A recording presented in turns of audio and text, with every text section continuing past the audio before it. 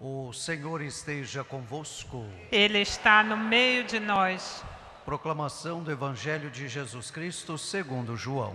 Glória a vós, Senhor.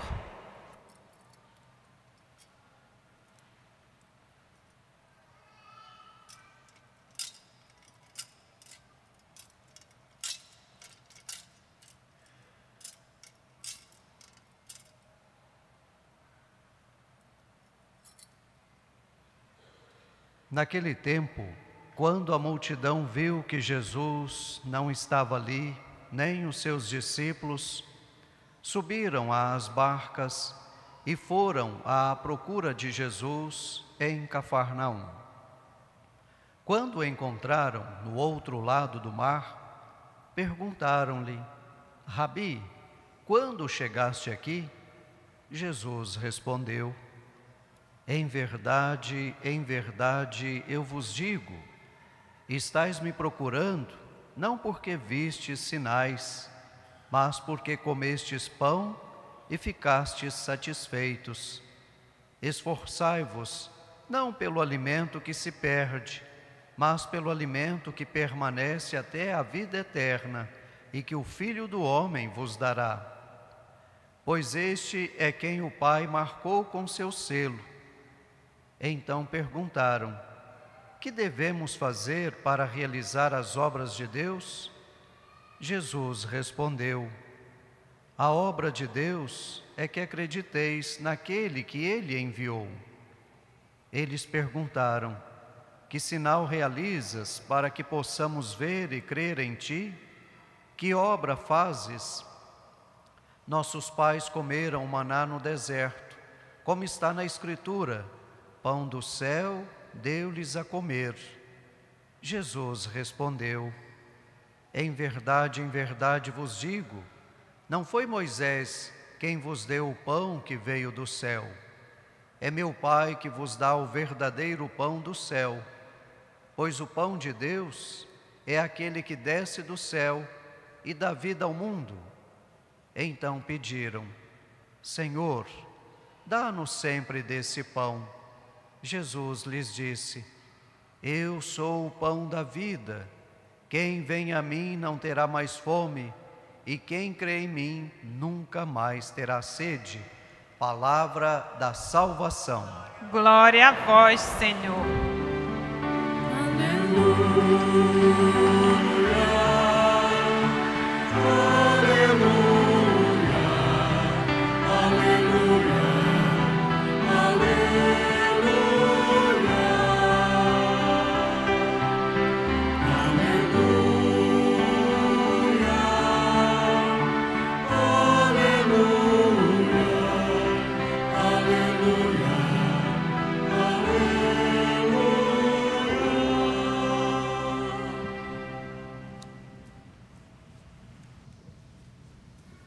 Caríssimos irmãos e irmãs, hoje pela manhã eu ouvia um noticiário de rádio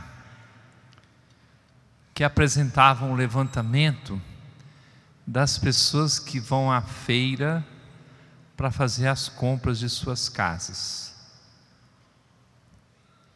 É um assunto que hoje mexe com todo mundo. Quanto é que custa uma cesta básica, quanto custa a verdura, quanto custa a compra de supermercado.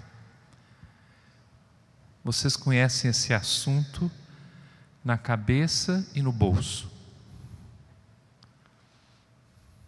E essa conversa dos preços, da crise ou das crises, de uma forma ou de outra mexe com todo mundo. E todas as pessoas começam a reagir diante daquilo que devem assumir como responsabilidade para as suas casas. As diversas classes sociais, de uma forma ou de outra, todos acabam tocados pela situação em que nos encontramos em nosso país. Quando nós ouvimos o Evangelho, todo o capítulo 6 de São João toca num ponto que é muito importante: o pão de cada dia. em torno do fato de uma multidão que estava ali para ouvir Jesus, e essas pessoas ficavam com fome. Nosso Senhor aproveita a circunstância e vai conversar com as pessoas. Ele aproveita a história do pão, fala daquilo que sustenta verdadeiramente, diz com clareza, e ouvimos agora, quem é o verdadeiro pão do céu, que é Ele. Trata-se então de acreditar em Jesus, e nos próximos domingos nós acompanharemos a continuação do ensinamento, até chegar ao anúncio da Eucaristia, no versículo 51 do capítulo 6, o pão que eu darei é a minha carne para a vida do mundo, seguido no outro domingo, também das reações das pessoas, até chegarmos à pergunta que Jesus faz aos apóstolos, e Pedro responde: a quem iremos? Só tu tens palavras de vida eterna. Se vocês abrirem a sua Bíblia em casa, encontrarão neste capítulo 6, 7 ensinamentos muito profundos a respeito do pão, partindo do pão que alimenta o corpo, chegando à fé que sustenta a vida das pessoas, até o anúncio da Eucaristia, em que Jesus, o pão da vida, nos sustenta, como faz conosco de novo hoje.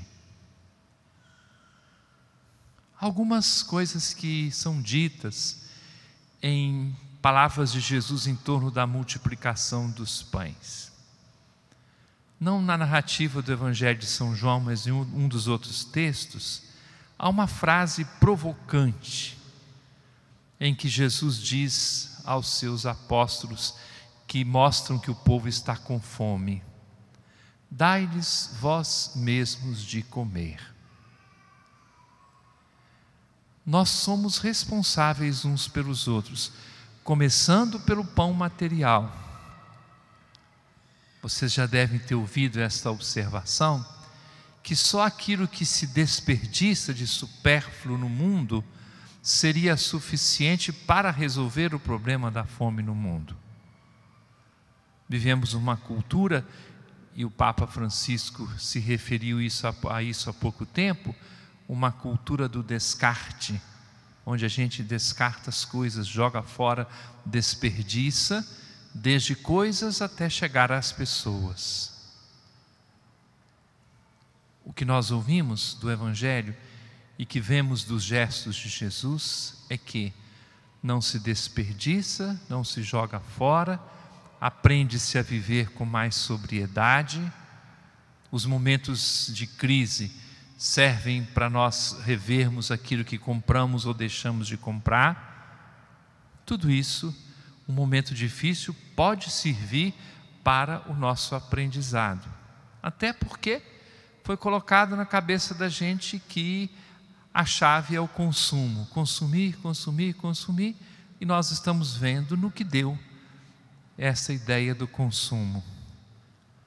Alguém, este alguém somos nós, alguém acaba pagando por estes hábitos que se criaram nos últimos anos.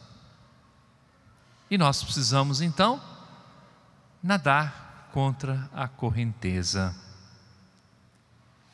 Mas nós sabemos muito bem que não basta o pão do corpo. As pessoas querem mais e têm direito a ter mais do que isso.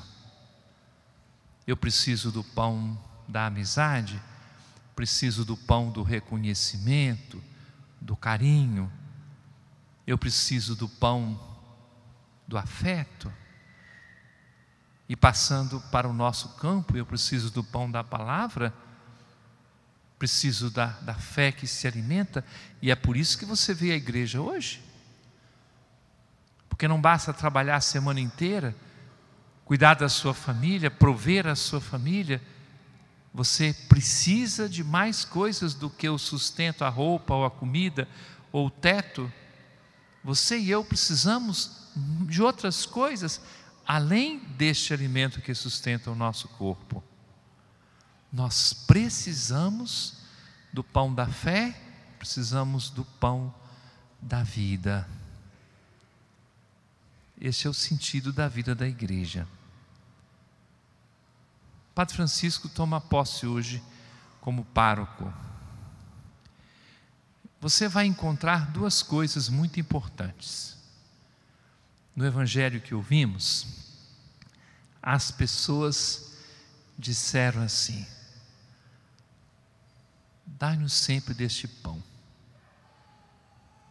Essas mesmas pessoas, logo em seguida, perguntaram assim: mas que sinal tu fazes?